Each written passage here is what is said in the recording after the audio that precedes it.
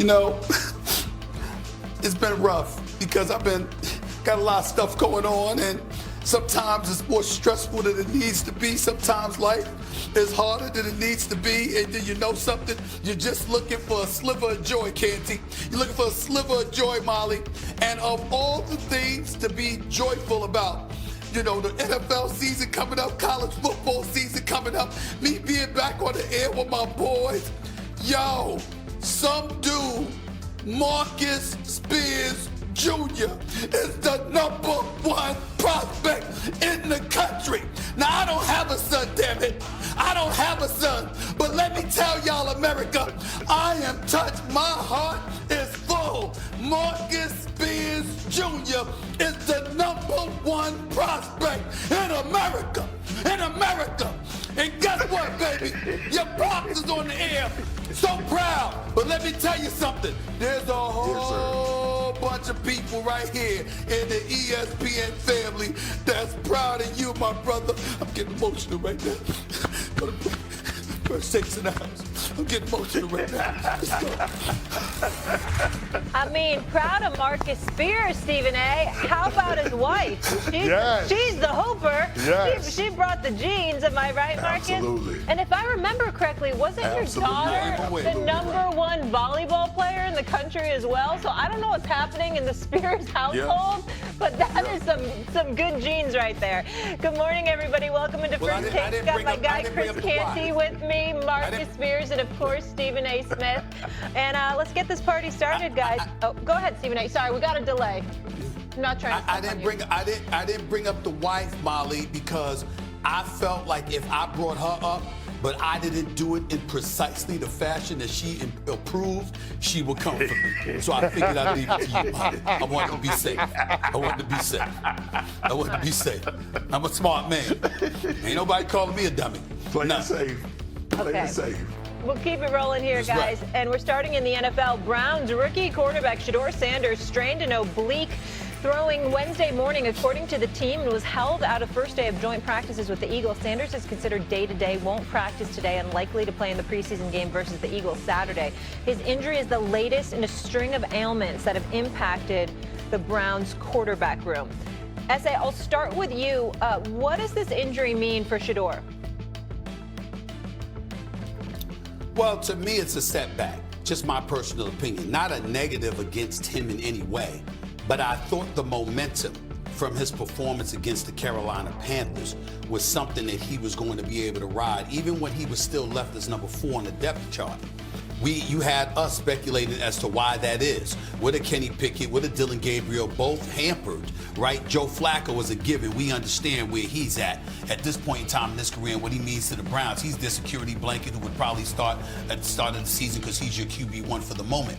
But we looked at Shedeur Sanders, and then I'm thinking about, okay, you got joint practices with the Eagles, and then you got a game this Saturday night against the Eagles. And if you're going up against the reigning defending Super Bowl champions, whether it's against a second or a third unit, but you look as good, if not better, than you did against the Carolina Panthers last weekend, that would be something that would really, really be good for him.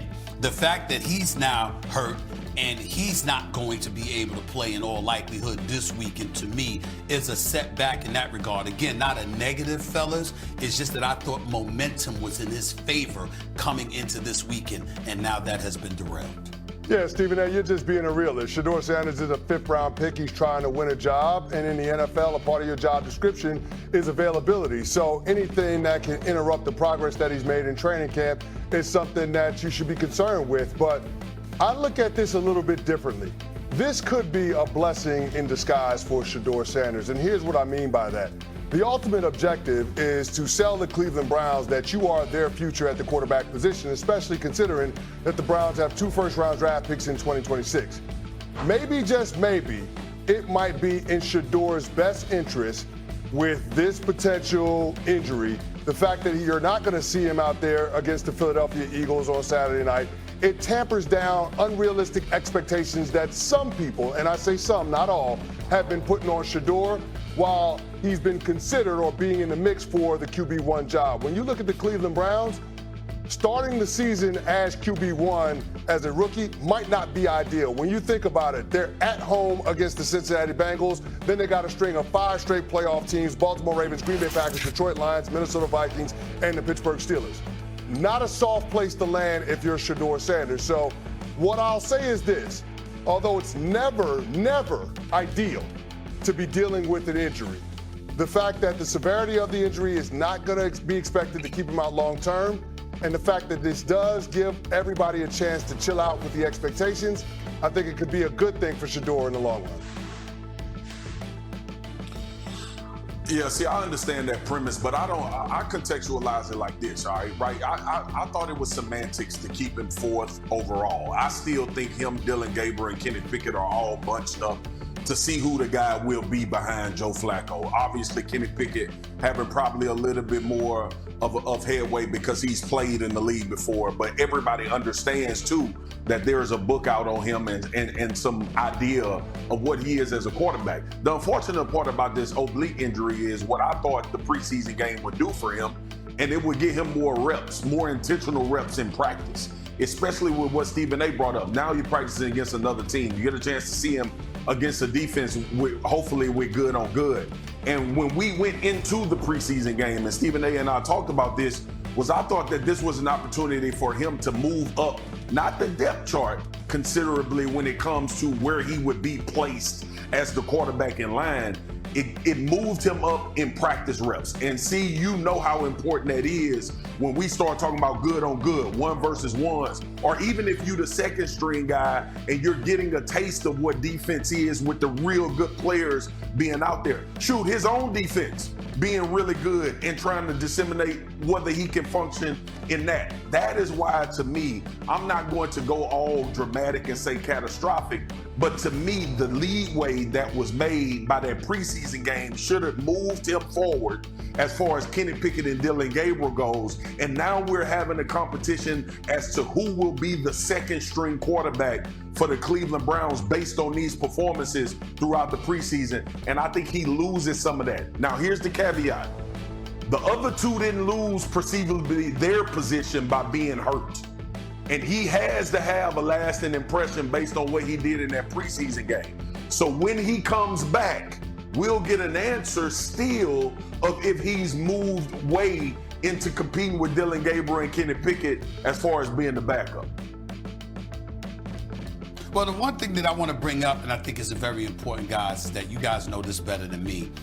It's entirely significant when what your position is on the depth chart at the start of the season, as opposed to the start of training camp and ultimately preseason. Because what happens is that they had him in that position before he competed, before he had a chance to prove himself. It's not like they walked in there and they said, okay, y'all competed, and as a result of what we've seen, we've got you as the QB4. No, you came in there and that's where they placed you. You understand? They drafted Dillon Gabriel ahead of you. Kenny Pickett has already been in the league as a starter at some times when he was with the Pittsburgh Steelers, of course, as a reserve with the Eagles and what have you.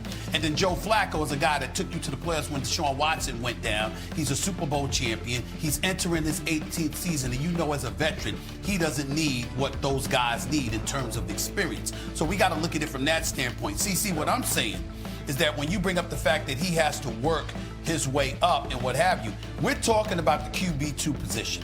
I think that if Shedeur Sanders positions himself to be the QB2, then you're basically saying, if you're the Cleveland Browns, he's the future. We believe he is based on the short amount of work that we've seen. And that comes with going up against competition. Of course, second and third units and all of that stuff come into play.